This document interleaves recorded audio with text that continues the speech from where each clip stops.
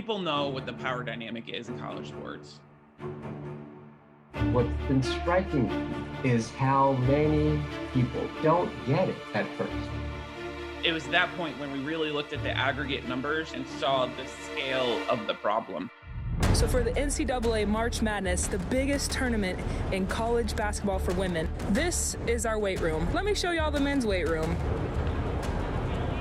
The men have been provided with a brand new NCAA court, where on the women's court, you're going to still see two lines for the men's line and the women's line for three-point shots.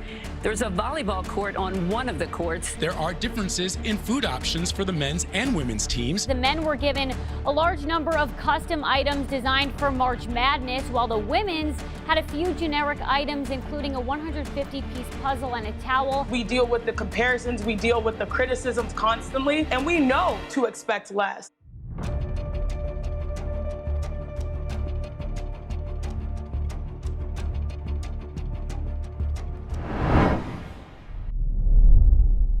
Title IX is a federal law that prohibits any educational institution that receives federal funding from discriminating on the basis of sex. This can apply in any area of the school. One of the main applications has been in athletics, requiring that schools provide equal opportunities, equal aid, and equal treatment and benefits of their male and female students. So in 1979, the Department of Education created 3 different prongs that schools have to meet one of them. The first is if a school can say our student athlete population and our student body population are roughly the same, they're substantially proportionate, then you're good to go. 2 is if a school can say, well, we're not at proportionality yet, but we have a history of continuous improvement, so we're moving forward.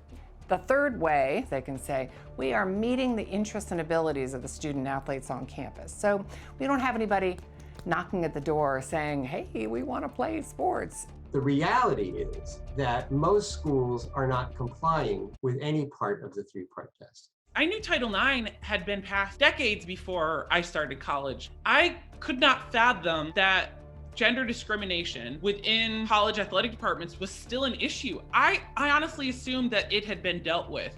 And it wasn't until I really started digging into the numbers that I realized, like, no, it's still there and it's getting worse.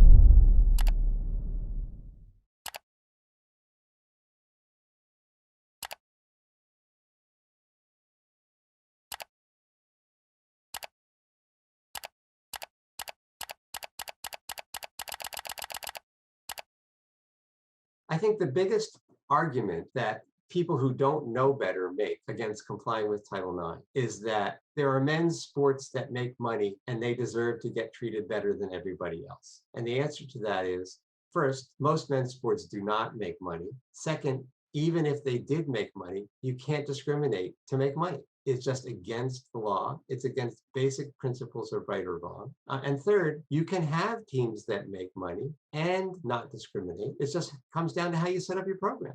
Doesn't matter where the revenue comes from, whether it's from boosters or donors, whether it's from ticket sales, whether it's from media contracts. I don't care whether you view yourself as a business or as a nonprofit or as a educational institution. You just can't do it. As long as nobody is looking at it, you can maintain an illusion that everything's fine.